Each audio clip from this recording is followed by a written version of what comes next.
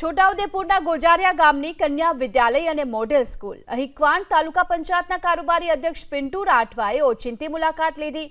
રસોડામાં એક્સપાયરી ડેટના ચોખા અને ગોળ સહિતની ખાદ્ય સામગ્રી મળી આવી। 1700 બાળકોને પીવાનું પાણી પણ બહારથી મંગાવવામાં આવે છે અને તેનો વાર્ષિક ખર્ચ 10 લાખ થાય છે।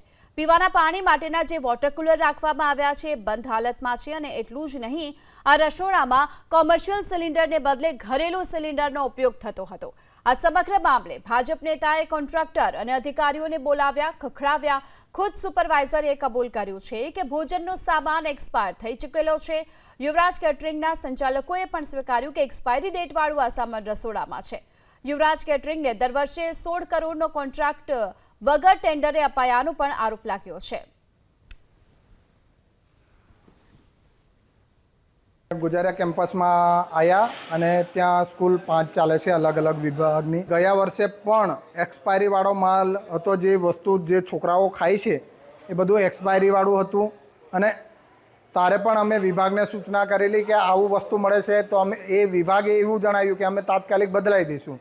અને આ વર્ષે પણ આ બધું જેટલું વસ્તુ તમે દેખો છો આ બધું એક્સપાયરીવાળું જ છે, જે ડેટ જ નથી લખેલી કે કયા ડેટમાં બન્યું એ પણ નથી લખ્યું। આ બધું વસ્તુ તો આ જમવાનું બનાવે બાળકોને કશું પણ થઈ જાય તો જવાબદારી કોની? એમાં જે કોઈ વસ્તુઓ એમને કીધી છે એને અમે તપાસ કરાવશું કે ભાઈ કેટલી ગંદકી છે કે કેમ, બીજો પેકિંગ ડેટ છે કે કેમ એના ઉપર, અને નહીં હશે તો એને તાત્કાલિક ધોરણે એને બદલાઈને જે યોગ્ય મતલબ વગર એક્સપાયરી ડેટના એક્સપાયરીથી બહુ પહેલાંના જે આઇટમ હશે એવા જ આપણે વાપરવા માટે એને સૂચના આપશું।